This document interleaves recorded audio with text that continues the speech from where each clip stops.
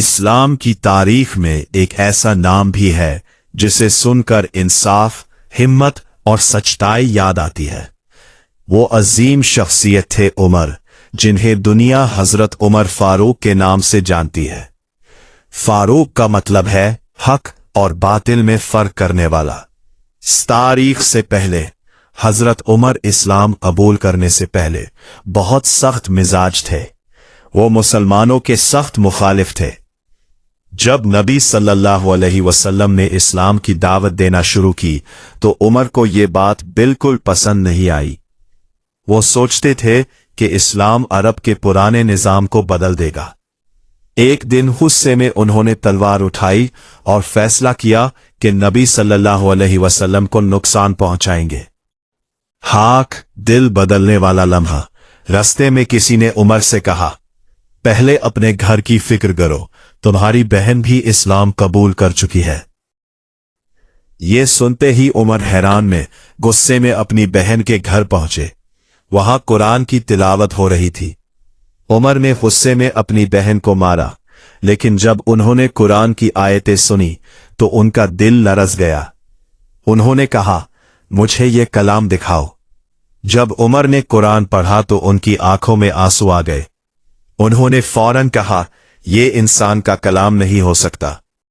उसी वक्त वो नबी सल्लल्लाहु अलैहि वसल्लम के पास गए और इस्लाम कबूल कर लिया।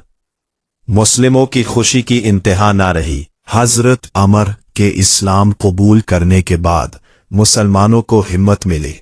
पहले वो चुप कर इबादत करते थे, लेकिन उमर ने खुले आम काबा में नमाज पढ़ी।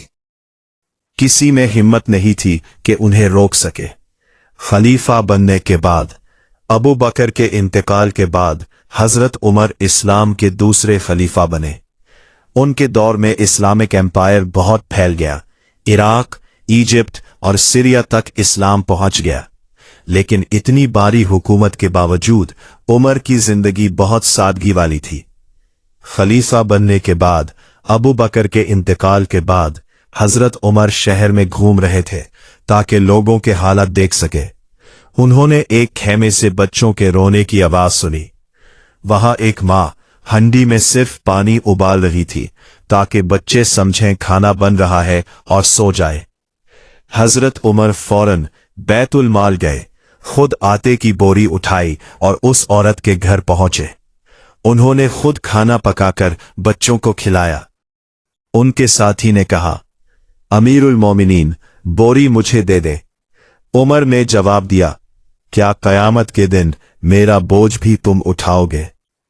दुनिया का अजीम हुक्मरान हजरत उमर फारूक के इंसाफ का ये हाल था कि लोग कहते थे, उमर का इंसाफ जमीन पर अमान ले आया। उनके दौर में गरीब, अमीर, मुस्लिम और गैर मुस्लिम सबको बराबर हक मिलता था। एक दिन फजर की नमाज के दौरान एक शख्स ने हजरत उमर पर हमला कर दिया। उमर जख्मी हो गए। आखिरी वक्त में भी उनकी फिक्र इस्लाम और उम्मत के लिए थी। उन्होंने अल्लाह सुब्हानहू व तआला से दुआ की और दुनिया से रुखसत हो गए। अहलिया कहानी का सबक। कुरान इंसान की जिंदगी बदल सकता है। सच्चा लीडर वो होता है जो गरीबों का दर्द समझे। इंसाफ और सच्चाई इंसान को अजीम बना देते हैं।